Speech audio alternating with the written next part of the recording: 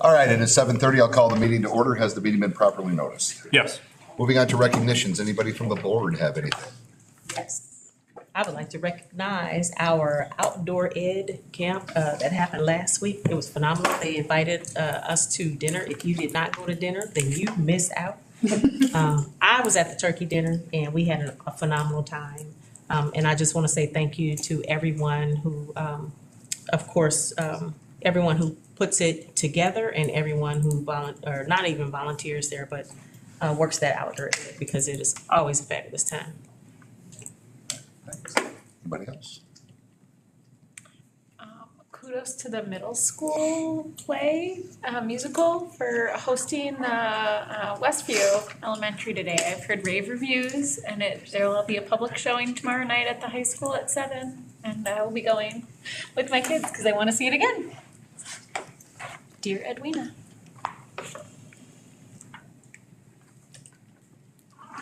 Okay. Can I go now? Okay, all right, great. Good evening. I would just echo what both Keisha and Betsy said, that I'm just filled with gratitude for our outdoor ed staff, teachers, coordinators, volunteers who came to support our kids in that learning. It was just days of fun and exploring and teamwork, and kind of getting outside of our comfort zone a little bit, which is always good for growth. And so it was very fun to help the kids get ready as they were getting packed up that morning. And the 7th graders were coming in the building going, can we go too? And I think that's a great testament to what an impact that makes for kids and the memories that they make there with each other and with their counselors. They were able to have a lot of time where they were bonding and working together and eating s'mores, and the food, if you haven't seen the video, is of course everyone's favorite part. I also want to extend a huge thank you and lots of pride for our middle school cast and crew of Dear Edwina Jr. And included in that, of course, are our directors, Miss Russell and Miss Steckling, who have spent hours and hours preparing for the show. They did their first run through today with an audience. They will perform for their peers tomorrow, which, in the words of our wonderful retired music teacher, Mrs. Luann Rogers, said that she would tell the middle schoolers on the day of their middle school performance, you are the bravest kids in the middle school because you're getting up on stage in front of your peers and really being vulnerable and presenting this art that you've created and worked so hard on. So we're really excited about that. Tomorrow, we would love for you to join us tomorrow evening where we get to celebrate the final show of Dear Edwina Jr. tomorrow evening in the high school auditorium. A huge thank you to Mr. Craze and Mr. Foley and their staff for bringing us into the into the high school where we could, where the kids could really practice and block out the show so that they could really give it their best today. And one last recognition: our 8th grade went 2 days this week. On Monday and Tuesday, we had a grant that was worked on and written by Mr. Jay Geeson, who teaches 8th grade social studies, for our 8th grade students to visit Taliesin, Frank Lloyd Wright's home near Spring Green. And so they were able to visit there and do some exploring and get a tour there. And we also were able to have quite a few family volunteers who were able to come and enjoy that day together too. So sort of the melding of community and nature and architecture and art. So thank you to those of our staff who prepared for that and had facilitated that day. It was a wonderful opportunity for our kids. So a lot happening at the middle school this week. And again, please come join us tomorrow night if you're able. I have to mention outdoor ed as well. It's such a cool week at the high school. Listening to juniors and seniors instantly remember and pick up the songs that they made up in 6th grade as the Settlers or the Miners, whatever group they were part of. table after table around the cafeteria. They were picking up right where they left off in sixth grade. So it's such a lasting memory and such a positive memory. We had some amazing students participate as junior counselors. They did a wonderful job, got lots of great feedback. I feel like they tell me this every year, but they said it again this year. It was the best group of junior counselors we ever had. So I will give them credit for being the best group, and hopefully next year is the best group again. Also wanted to give some recognition. We sent out letters today to over 30 new members of the Platteville High School National Honor Society. So we'll have an induction banquet at the end of this month. That's always kind of a highlight. And then just shout out a few other groups. The marching band had their first competition. If you've been to a football game, you've seen parts of their field show, but they performed in Stoughton. Their whole show did an amazing job. Really proud of the efforts that our marching staff is putting in this year. They're doing a really outstanding job. And then kind of a fun recognition, Key Club has partnered with Edenbrook, and we've got a group of students that go over and do yoga with some of the residents at Edenbrook, and that's just a really cool thing. I'm going to try to join them. I don't know. Yoga's probably not where they need to be, but really neat to see students getting involved in the community, getting involved in a lot of really fun activities. So, thank you.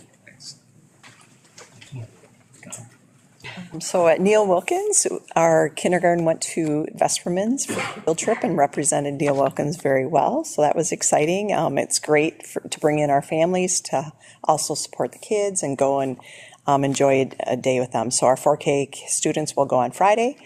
A shout out to the fire department here in Platteville that came and did their presentations for the kindergarten and 4K. The kids were so excited to see that big red truck, And then the Tricor Insurance donated a significant amount of money to our school to purchase items, and they wanted to purchase the items that the teachers put on the list. That was exciting. They could bring those items to us.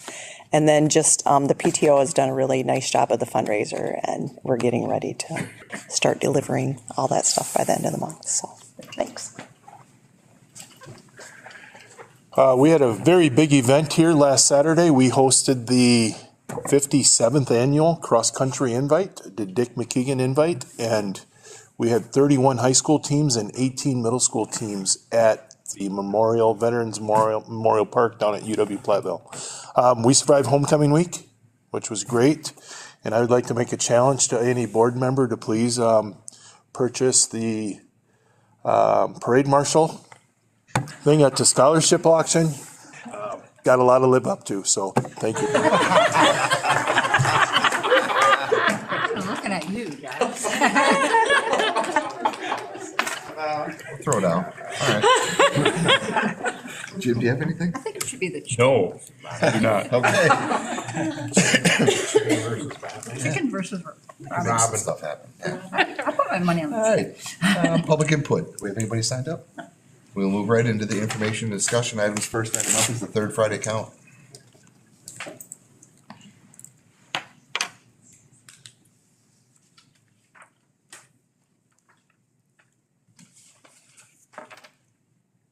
Third Friday in September, we take attendance.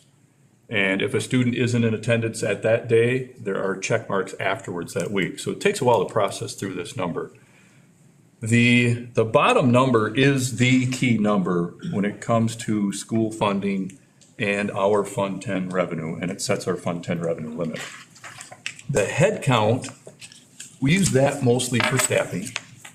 The adjusted count, that included with the head count allows us to come up with the FTE count.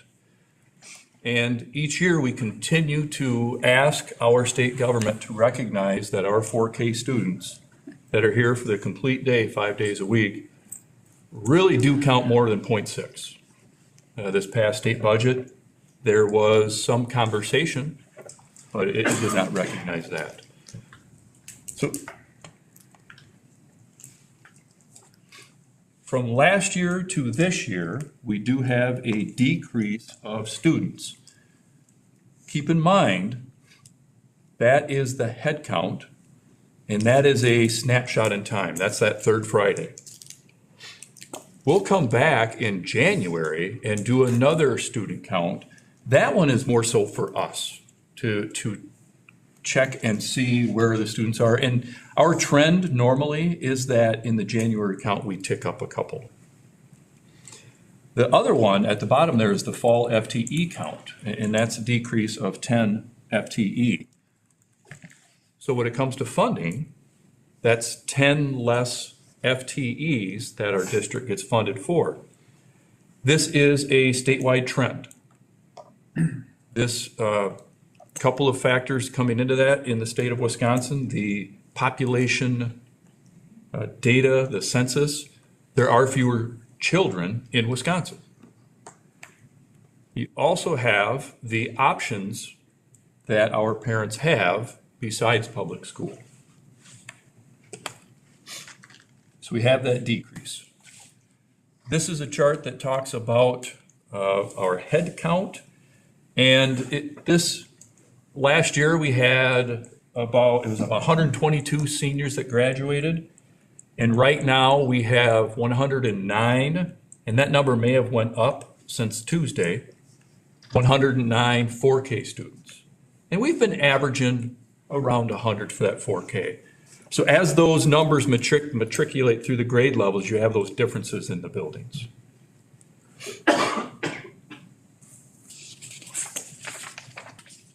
I mentioned this earlier, our student head count over the past 10 years, if you go back to the 16-17 school year, 17-18, 18-19, we're still above those numbers with what we have this year. But if you take a step back and look at that, that's a very stable student population. And the numbers that we have coming into our system support that it will continue to be stable.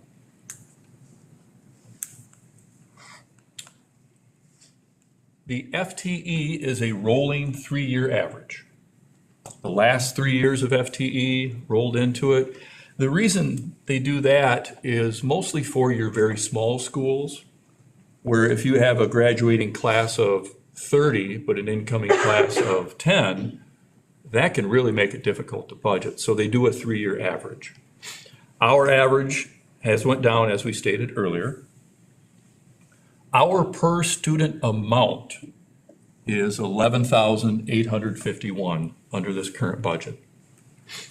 So we have that number multiplied by that per student amount, and that ends up being around $18,400,000 for that Fund 10 revenue limit. But that's not the final number. There are a lot of other variables that go into that with different aids and different elements that go, and then when we finally have that revenue limit. This is a chart we've been keeping for a while. It's our open enrollment in and out. This summer, we partnered with the Southwest Regional Planning Commission, and we did phone calls to all of our parents that have open enrolled out and in, looking for some data to gather. And they presented to us last spring. They're working on trying to create an interactive map. And their big vision is to have one for the entire Southwest Wisconsin Regional Planning Commission area, which goes all the way from Monroe, I think, up to Viroqua. So we look at those numbers. A couple of things that I make note of is the total number of students that are in and out. That's where it was 4 or 5 years ago. I don't foresee the total number of students using open enrollment decreasing. And a lot of that is because there are more and more options, and our state, as practice, is promoting this. So I think that's something we're going to have to keep, I think it's going to keep rising. The other side there, when we look at the part-time homeschool students, take 1 or 2 courses. So that number took a jump this year.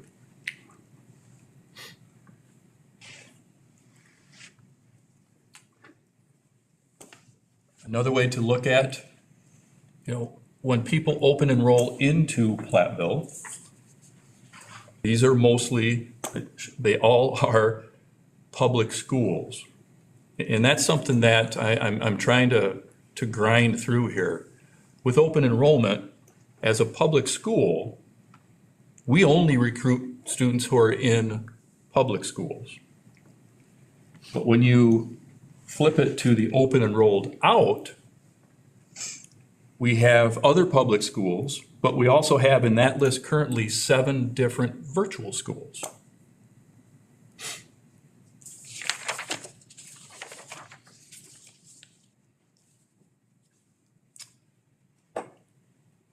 So, is the McFarland Virtual School, is that the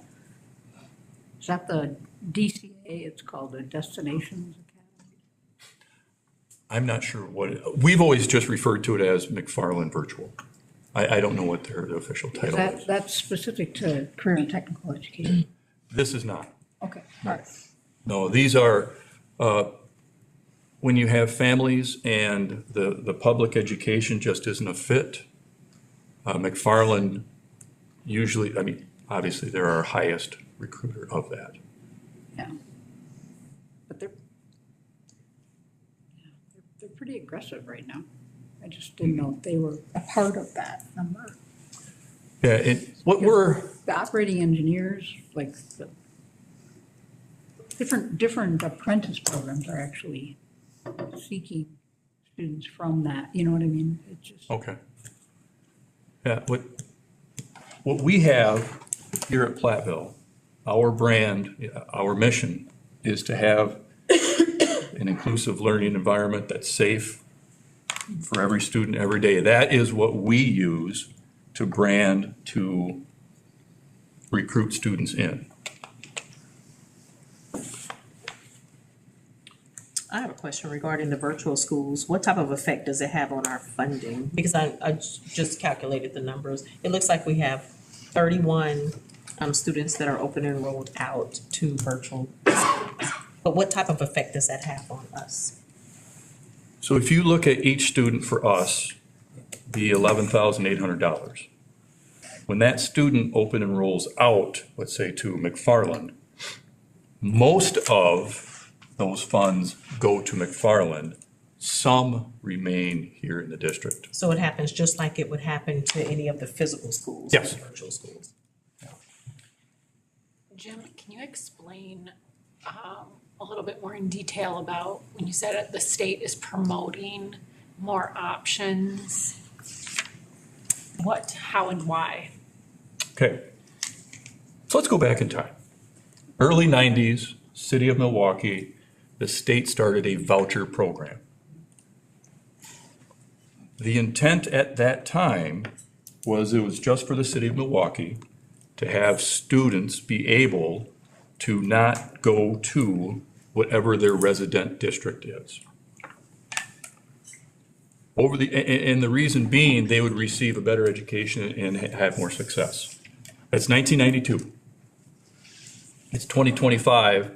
There has been no data to prove that that was that helped students learn. Several years ago, it was when Governor Walker was in office, one of his campaign platform, one of his planks was to have a voucher in every backpack. And so they started, it grew out of Milwaukee, and then it was Racine where you could qualify for this voucher. And when it first started, there were economic thresholds. So if you were a student and a family and you were at some measurement of low economic standings, you qualified for a voucher to then go attend another school, which is a parochial or a private school, a non-public school. Spread to Racine, Madison. Next year, the lid comes off, in which these vouchers will be available to anybody. One of the things about the voucher program, and they track who takes advantage of this program. The vast majority are students who were already attending a private school and then qualified economically. When the intent was to pull a student to go try a different school, that's not the situation. Another thing that we have to worry about when the lid comes off, we're in Southwest Wisconsin. There isn't a heavy presence right now. When you go in Southeast, and then also the Menasha, Appleton, Green Bay area, it's very significant. Where's the money coming from? So as a state, we have our budget. This is, when they take the lid off of vouchers, this is a new cost. So where's it coming from? We have suspicions, but we don't know yet because it hasn't been stated. Another element, so when we look at this, we know who applied, we know the parents, we know the address, it's part of the form. In our school district, we had 2 students that qualified for a voucher last school year. So that money was taken from our levy, from our taxpayers, and that's another key thing. Right now, we've put it on top of our levy.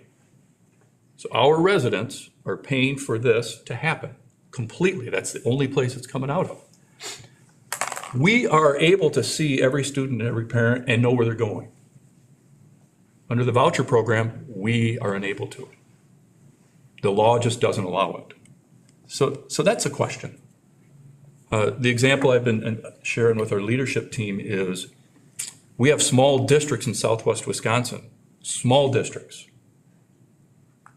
And the superintendent, who's lived their entire life, can't figure out who the kid is. So that's frustrating. The states of Florida and Arizona are about 3 years ahead of us, and they're struggling financially. How to pay for this new bill that we're having. So that's kind of the summary of it, and that's where it's going. Thank you. So we have the third Friday count, 1 day in time. Want to stress that. There are the requirements for it, and then some big dates coming up. We've made it past October 1st, so we have our property values. In the Platteville School District, property values rose 4.7%. Use this as an opportunity to remind ourselves that school funding is not linked with any type of inflationary number. So the property values went at 4.7%. So that's benefit. That means our community is growing. And it really came to light, it was a week ago when Southwest Health had their groundbreaking for their 140-seat daycare, child care center. That's great for us. What a win for the Platteville community. The next number we're waiting for is a week from today when the equalized aid gets released to schools. In this budget, the budget did not increase the amount of money that the state of Wisconsin was placing towards public education. That's the same. So we have the 4.7 in the property value rising. We know our student count. Now we're waiting to see, in the past, like last year, rough memory, it was about 66% of that levy was the responsibility of the state. The remaining was our tax base. So we'll know. We'll know sometime on the 15th what that percentage will be. And then we steamroll that into the annual meeting.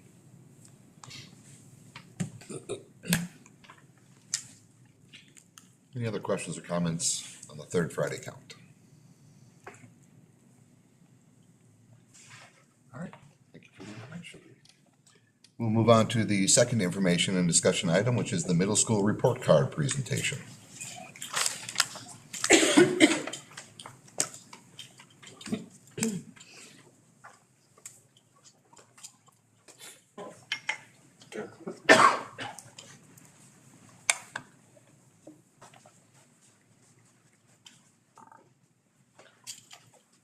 Welcome, everyone, and if we could go to the next slide. You all know me, I'm Brad, but we have with us tonight Kim Zielinski, middle school principal. Mike Porter, 7th grade social studies. Dee Knornshield, math interventionist. Nicole Ubersack, 6th grade math. Jessica Stuckley, middle school art. Laura Digman, sixth grade ELA and social studies. So the first few slides you've seen before with regard to the school report card, we have the you belong statements, and then we also go into the school report card. We know that that 35% free and reduced number gives us that those 4 priority areas are equally weighted.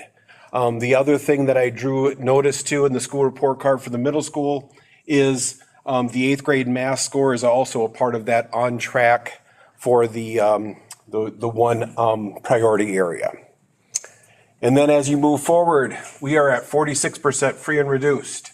So that changes the priority weighting a great deal. You have the achievement is at 17.7, and then the growth is at 32.3. And once again, you've heard this before where we talk about the emphasis on growth over the achievement score, because this is how we're measured with the school report card. So this is how we're going to definitely do business each and every day during the school year. Start with the crown. Every student earns at least 1 year's worth of growth over the course of the year. And then on the next slide, you'll see where we have English language arts from 2023 to 2024. So this is on a 0 to 6 scale. And 3 is typical growth, or what you would want to see all students make, at least that 3. Everything that's on the right of the 3, you'll see those depicted as shaded in bubbles. The farther they're away from 3, the more growth that you're seeing. One of the great things about this value-added measure is it can get away from the idea or that comment that you'll hear, oh, those students or that grade level, because it's, depicted in all kinds of different demographics, but it is, from one year to the next, how are those students growing in that specific demographic group? One of the things that you'll see depicted here would be 2023 to 2024, a lot of amazing growth. There are still a few bubbles that we're looking at, and we're seeing that they're still not shaded in, and over here they're still not shaded in, but we've got a number of things going in the right direction. And then on the next slide with math, I'm going to let Mrs. Zielinski kind of pinch hit here and go in that. Yeah, thank you. So just like Mr. Brogley had mentioned, direction is a very big word that we use a lot when we're talking in our professional learning community and with collaboration in mind. The first few slides that you saw are sort of our true north. That's what we focus on and we use when we're working together in collaboration each week, each day, really. As practitioners in the education field, we are working within our professional learning community to make sure that we're looking at data from multiple sources. And so this is certainly one of the very valuable pieces of information that we use.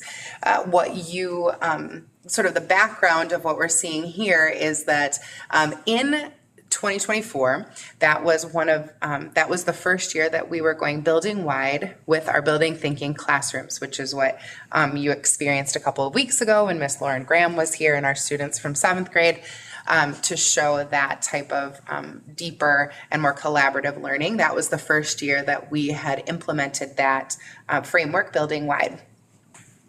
We also make sure that when we're looking at data, we're finding trends and patterns and ways that we can dig in and learn from that data. One of the things that we talk about in our middle school collaboration time is when we look at students' data, what is that telling us? What do I need to learn in order to help my students learn? And so what we implemented last year for the first time was something that we call double dose, which is a very specific and intentional learning sorry, I got distracted by that. Learning period that is smaller, usually between 3 to 5 students in a double dose course. There's entrance and exit criteria.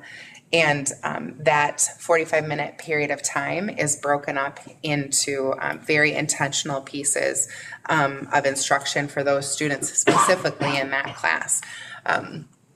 And so those are a couple of ways that we responded to the data that we found. Also in 2023 and 2024 and beyond, because it's work that we are continuing to do, we have vertical alignment that we're doing within our building and within the district.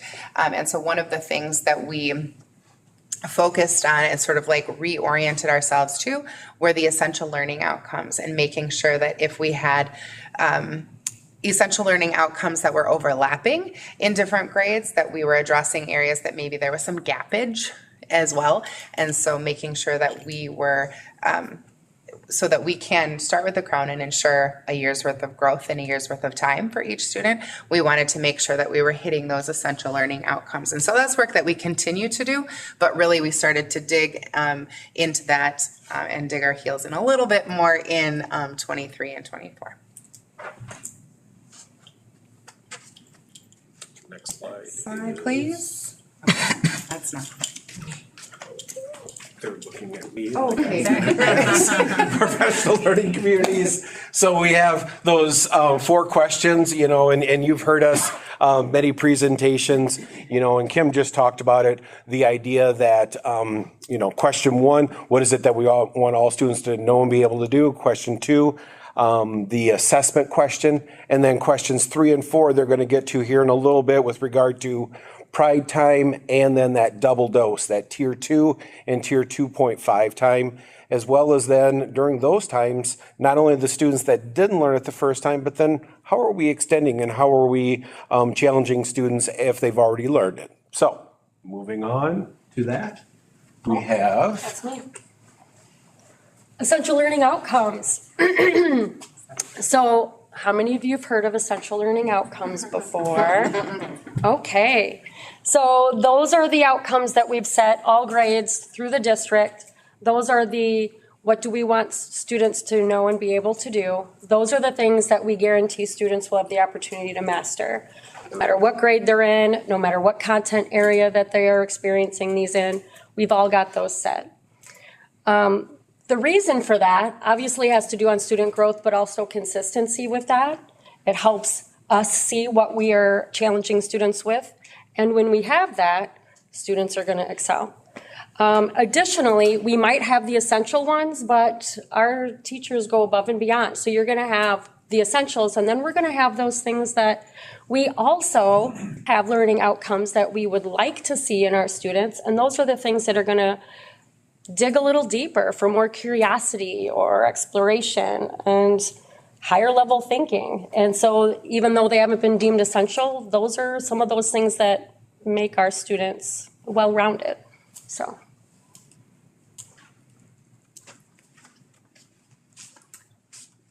Pride Time, we use our essential learning outcomes to, along with our different data points, state testing, classroom testing, all of those different pieces, and we group our students based off of how they did on those assessments, based off of their ability.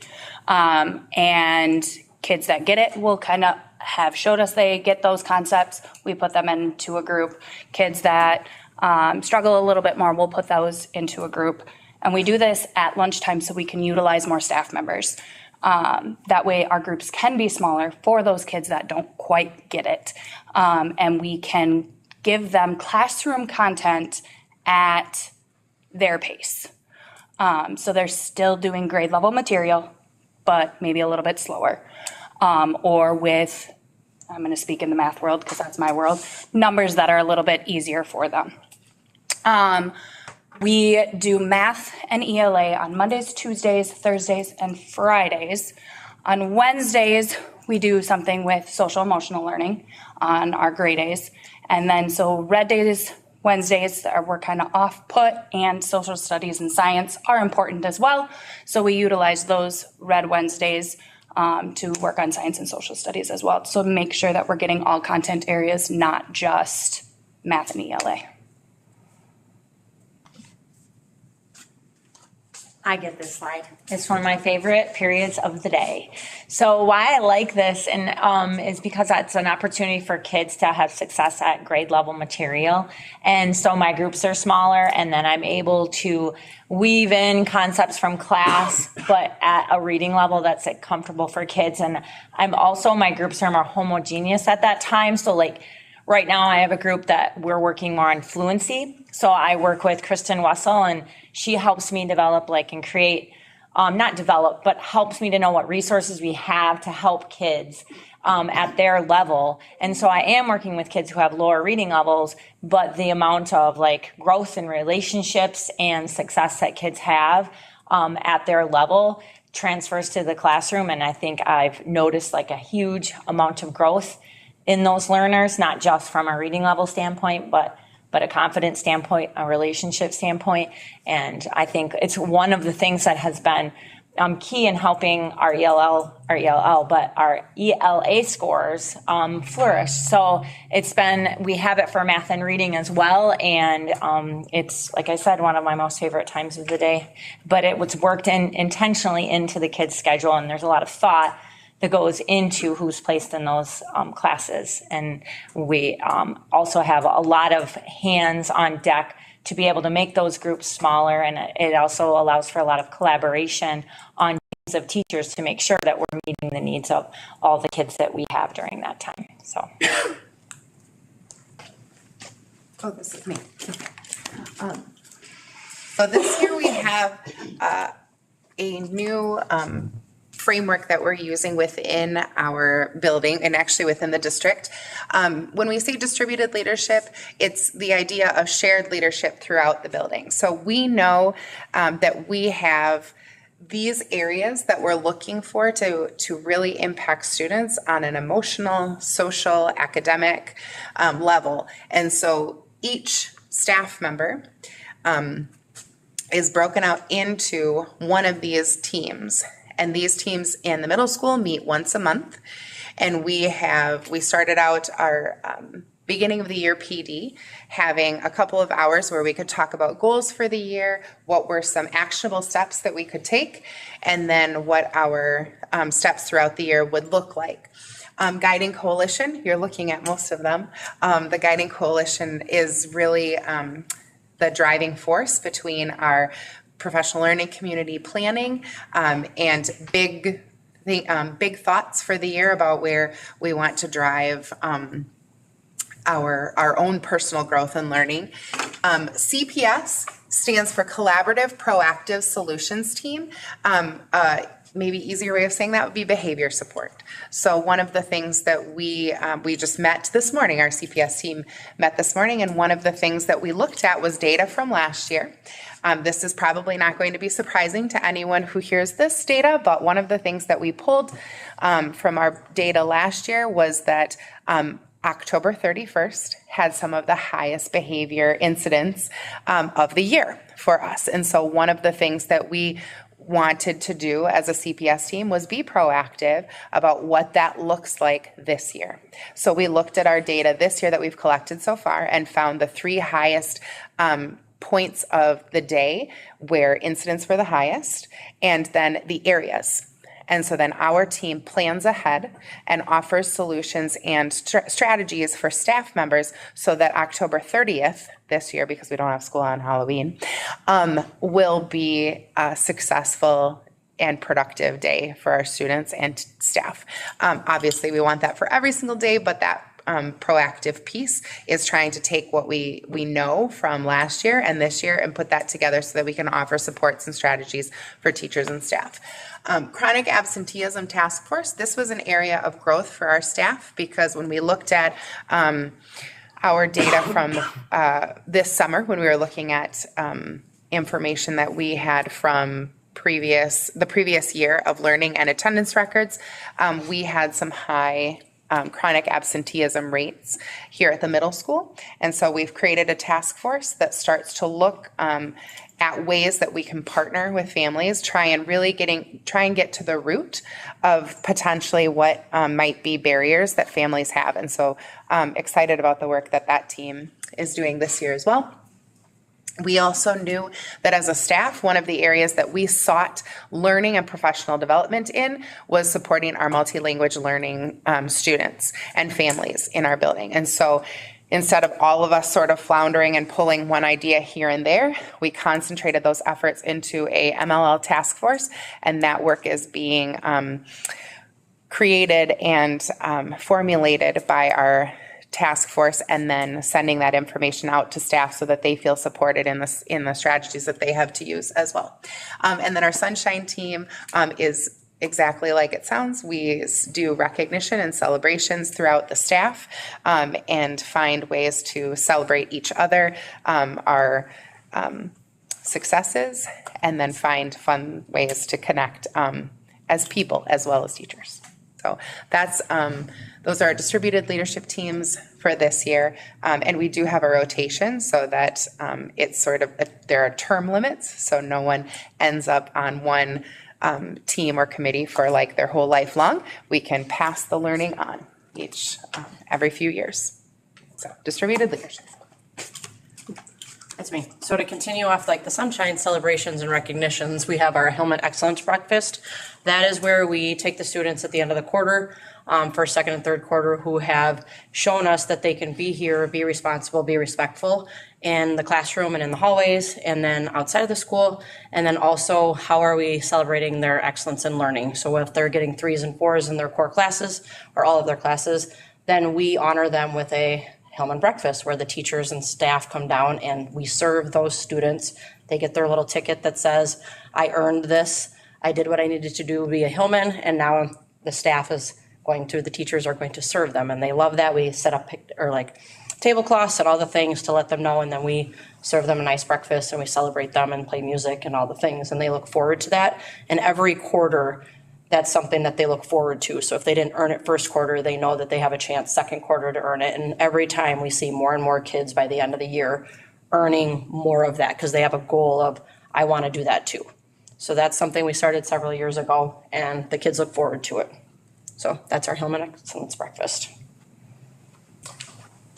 So there's a link on the slide to all the different activities that we have at the middle school. And one of the big things that we want all of the middle school students to feel is that they belong to something and to the school. And we have so many fantastic opportunities at the middle school, whether it's sports, whether it's musical, HOSA, different activities or clubs like Builders Club. Kids have so many opportunities to get involved. One of my favorite things about the homecoming parade is watching kids go through the parade and then run all the way back to the beginning, find their next group and join. And we had some kids that joined like 3 or 4 different things in the parade. So it's an awesome opportunity for kids to get involved. A shout out to some of our cross country kids that they ran their race right away in the morning. And then as soon as they were done, ran over and got ready for the parade because they were in marching band too. So we have a lot of great opportunities for the middle school students to get plugged in. Questions for us? I have some questions. Great. I think Brad and I already talked earlier today, but I am going to pose the question so everyone can hear the question I asked Brad. We see stats, we see data all day long, all year long when it comes to our school. We always see ELA and math data, but what about the other areas? On one of your slides, it stated that we have an area that we focus on. We focus on 4 things. It was during the Pride time one on slide 11. And it says math, ELA, science, and social studies. But we always see the data for ELA and math. What about the other areas? How do we measure the growth in our science and our social studies? And why can't we see that data as well? It's a great question. You want to take it, Mike? Yeah. So I teach social studies and I get to work with Jay Geeson and we collaborate on Wednesdays. And one of the things that we look at is we look at forward data kind of over several years. And one of the things that we notice as looking at like the data, there are certain standards that we're not quite doing as well on. So then what we look at is we kind of make a kind of pre-test that we take at the beginning of the year, and then we kind of track the kids in growth in that particular area. So like this year, the part that I'm focusing on is geography. So today I was kind of finishing up working on that particular test. So I'm going to give it next week, and then I'll give it again kind of in the winter and in the spring. We'll be able to kind of track that particular set and then look at like this year's forward data kind of compare it, and I kind of have a list of like the last like 5 years or so, and I can kind of see like what areas. Science and social studies is a little bit harder to track just because we only get to test in like 4th, 8th, and 10th. So the data is not necessarily, we don't get as much data, but we can still use that to kind of make those changes to what we need to be teaching and make sure that we're really hitting like those particular areas. For Pride Time, the biggest thing is on those Wednesdays, like let's say I give a CFA in class and certain kids just do terrible on it. I can then pull those kids on that red day to make sure that they get the instruction that they need. Are we able to ever see that data from the science and social studies? And I hear what you're saying, that we only test them in 8th and 10th grade for that. But from all of the other grades, from 5th, 6th, 9th, 11th, those particular, those grades, it would be great to actually see, what they're doing or what our kids are doing in those areas as well, because those are a part of what we consider our focus areas as well. It's great to see the math and the ELA because those are the things that are on the forward test. Those are the things that are tested every single year. But to see that science and that social studies, to see that they're actually applying, what they're learning, and it's actually a growth point for them because, of course, all that goes off into our engineering and our STEM. You know what I'm saying? Yep. It would be great to see that at some points in times as well. Thank you. Any other questions or comments? Yes, sorry. Pride Time. What is an encore class? Our encore class is music, art, STEM. So in music, that's choir, that's band, like all of music. There's general music class. So it's all of those extra beyond math, science, social studies. Got it. Beyond your core class. Yes. I think sorry, can I just add one more thing? So the wording encore is very purposeful. So I think many of us grew up hearing those classes called specials, right? And so a lot of time, and there are still schools that still use specials, and they are special, they're wonderful. And we also wanted to be intentional about the naming of those classes and not making them sound othered or not as, we wanted to choose a word that felt as valuable and integral to the learning. We needed to pick words that matched how we felt about those classes. And so that's why it's called Encore. So when you say Encore classes utilize Tier 1 time, does that mean students get actually taken out of their Encore class to do? No, unfinished learning? Correct me if I'm wrong, but what that sentence means is if I am, can I just use you as an example, Jess? So like if I'm Miss Steckling and I'm teaching art during art time, during that art class is when I pull, is when students, when they're done with or if they are not finished with the work that they're assigned during art, they're working on it during art class. They're not going during, at least not right now. We don't have a system that includes on students working on unfinished learning during Pride Time. Did I say that right? No, that didn't make sense. Okay, let me try again. Okay. I'm gonna go up here because I feel bad talking to the back of people's heads. Okay, so Encore classes, no student is ever going to finish exactly the same project at exactly the same time, right?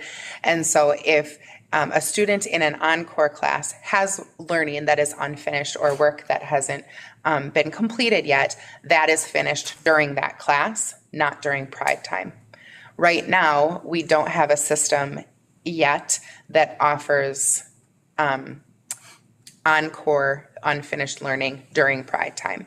Pride Time is specifically right now for math, reading, science and social studies. Did that make more sense? So they're Encore projects that are not finished from their Encore classes are used. That's when that time is. Not their core academic. Correct. Okay. Yeah. Got it. What am I saying? Sorry. Because that was. I see what you're asking. Yes, I did not explain that well. I'm sorry about that. No, it's just. I think I hear what you're trying to ask. You're trying to ask, but you did ask. You said, are the kids being pulled out of their encore classes or in order to be taught tier one information from their core classes? From their basically? core class. Right, no. Good. Do utilize Encore teachers though for Yes, that is correct. Yeah, we do, many of our encore teachers are helping, many of our encore teachers are teaching math or reading during Pride time.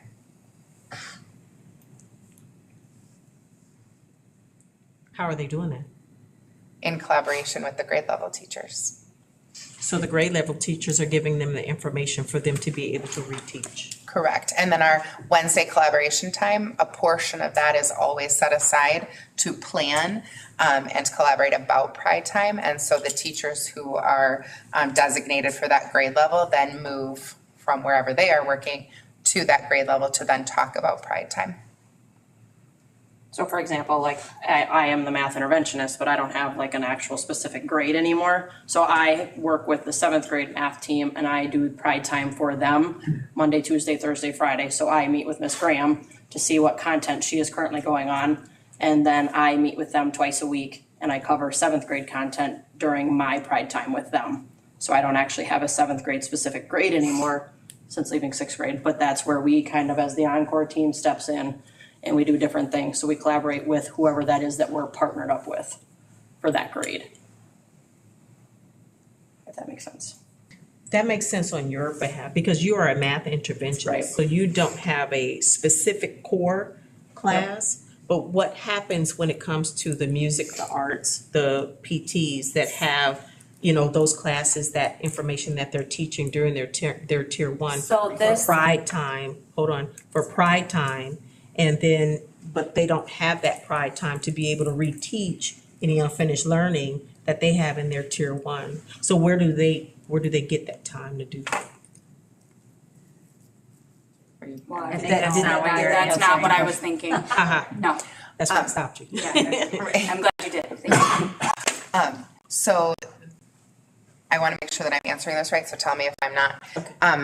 So our encore teachers who are also teaching Pride time collaborate with the grade level teachers and are given and work together to come up with materials and instruction for students during that Pride time, time that's set aside. And then during their class, then that is when they're working with their students who also need to either catch up or haven't learned those ELOs yet. It's not a perfect system. We don't have we don't have that part built into our Pride time system yet. I guess I was trying to figure out if we have the Pride time and we have that time utilized for our students to be able to do that, the math, the ELA, social science, or social studies and science during that time.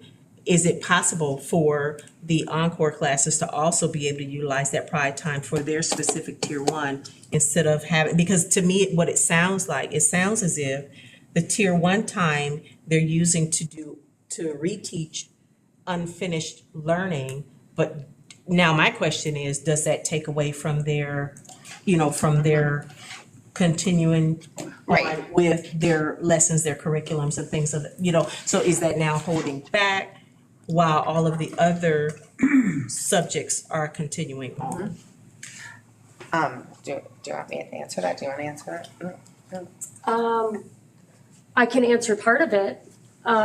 So when it comes to holding me back, I guess as far as our curriculum goes, it doesn't hold back the curriculum, but if a student has unfinished learning in my space, they're either using my class time to finish, or sometimes they will fall behind in my class, and then other kids will move on, and I may have students on 3 different projects that I am multi-teaching to get others caught up while others are ready to move on, or I am also to have that that extension for students, those standards for that class or for that student. I may give them personal instruction to extend that for them individually, but I will have other students that are in other stages. As far as unfinished learning goes, I can, outside of musical, offer other opportunities like after school if I'm available, but that's only going to be something that's available if a student also has that opportunity. So.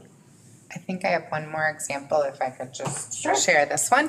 Last year, I don't know if it was for the first time, I hadn't seen it before, but last year, one of our teachers, Miss Russell, who teaches general music and choir, is paired with our 7th grade team during Pride Time. And so after looking at data and scores, the group that she had needed, they were practicing independent reading, holding stamina, getting engrossed in a book, being able to follow the pattern of the story, and then in comprehension, and then talk about that or write about that. And so what we did to sort of have our cake and eat it too is that she had students who were independently reading and were kids who were enrolled in choir and or music and had solo and ensemble pieces that they were working on.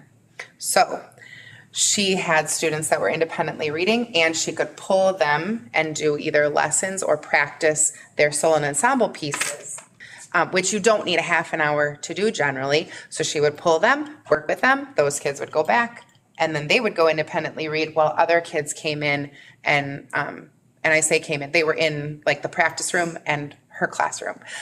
So I felt like that was a really great use of that time, and I know it helped our students feel more prepared. It gave Miss Russell the chance to have that one-on-one time or 1-on-2 and 3 time, because when we say tier 1, we mean that's what everybody's getting, right? But not all of our students were choosing to perform at solo and ensemble, so that's tier 2. And so she was able to address some of those tier 2 needs during Pride Time while also offering the independent reading time for our 7th graders who had that during their Pride Time. Interject, like Sophie, our band director, Sophie Steiger, has also done that where she'll say, I need, could I? And we're like, yes, we've never said no to that. Like if she is needing to work with kids for band at that time, we work together to make that happen. So.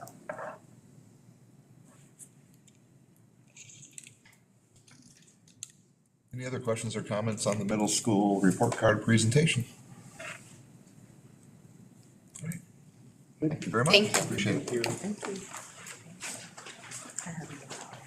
Last item on the information and discussion items is a notice of school board election. As presented. Okay. Move on to the items on the consent agenda. In our consent agenda, we have 5B, the minutes of previous meetings, 5C, the financial report and bills of the month, in which during September, we had total receipts $1,981,411.82. Total disbursements from the general fund of $2,203,028.11, with all of the line items to follow. We have 5D, the National FFA Convention and Expo Trip annual event for our students. It is overnight and out of state. By policy, we have board approval. Letter E, the hire of new Westview Special Education Assistant. At the last meeting, we presented that due to student need, we needed to increase by 2 FTEs. We're able to recruit 1 and we're busily recruiting a second one. And F is new hire for the 8th grade middle school boys basketball. So moved. Motion by Kurt, Ben snuck in there with the second to approve the consent agenda as presented. Any questions or comments on that? Hearing none, we will vote. All those in favor say aye. Aye. Those opposed? Motion carries. Could I please get a motion and a second to adopt the agenda? Second. Motion by Colleen, second by Betsy to approve the agenda as presented. Questions or comments? Hearing none, we'll vote. All those in favor say aye. Aye. Those opposed? Motion carries. On to action items. First item up, annual meeting. We have Jason Tyson and April Miller who have agreed to help represent the district at our annual meeting.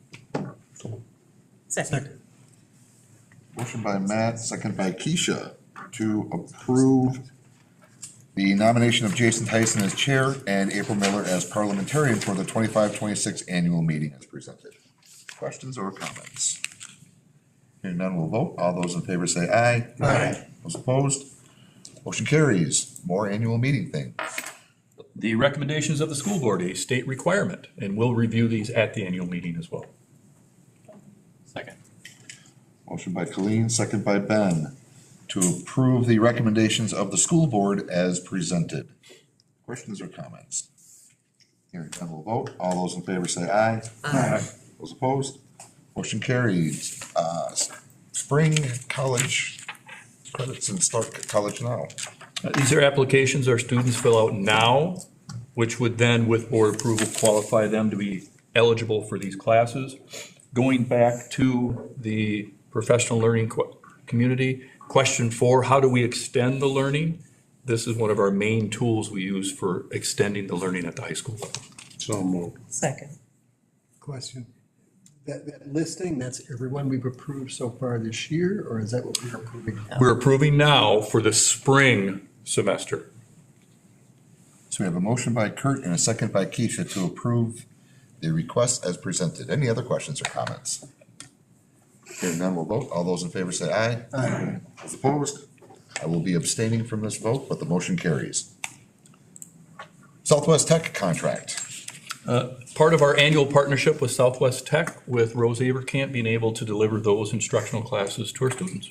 So. Second. Motion by Keisha, second by Steve, to approve the Southwest Tech Fall 25 contract as presented. Comments or questions? Hearing none, we'll vote. All those in favor say aye. Aye. Those opposed? Motion carries. Sound system upgrade. So one of the first questions I would anticipate from the board is why the speed, why the rush through this process? And this all started 5 days ago. If you recall, last board meeting, we approved to purchase speakers for our high school auditorium. In that, we agreed as a district to pay $20,000, and we had $12,000 of donations to help offset that. On last Friday, the district was approached with a donor who represents multiple donors and involved with the process. And what they are attempting to upgrade would be everything sound related, but not the speakers, because we already have the speakers ordered. That total price is around $82,000. The donor has stated, and there's a note to the board, that they will be responsible for 1/2 of that cost. So from the district's point of view, we take the $20,000 that we approved last board meeting, we add $41,000, $61,000, and total donations towards all of those, we have $53,000 being donated. So it's roughly a half and half opportunity for the district. When hearing all of that, I made the decision to have it in front of operations. Tonight, it has been forwarded, and then in front of the regular board. Here's the reason why the donor is making this, using this path going forward. They are hopeful that if this is approved tonight by our board, all of this can be installed for the high school musical the first week in December. That's the reason for the rush. They would like to see this at one of our most public events, which is the high school musical. This is an example of a one-time expense. A recurring expense would be salary and benefits each year. This one-time expense should give us about 12 years before the district would have to reassess and maybe upgrade all of the sound system again. So my proposal would be, my recommendation would be to take advantage of the generosity of our community. It is something that we can budget around, and the vendor of choice through the donor, also through the district, would be Lifeline, who we are using for the speakers that we purchased last time. And being local, I think we have a really good chance at having this completed for the musical. So moved. Second. You know, with the speakers, we needed some electrical work. Is there any additional electrical work necessary with this? I don't know that, but I don't think so, because they are taking everything that is a wire and it's being removed. And so we'll have to put that in. I don't believe we'll need new wires run I don't think so. to feed the speakers. That's what that wiring was for, to have the different speakers. So we have a motion by Kurt, second by Matt to approve the high school auditorium sound system upgrade as presented. Questions or comments on that? Hearing none, we'll vote. All those in favor say aye. Aye. Those opposed? Motion carries. So moved. Motion by Kurt, second by Colleen to adjourn. All those in favor say aye. Aye. Those opposed? Motion carries. 8:35 PM. We are adjourned. Thank you very much.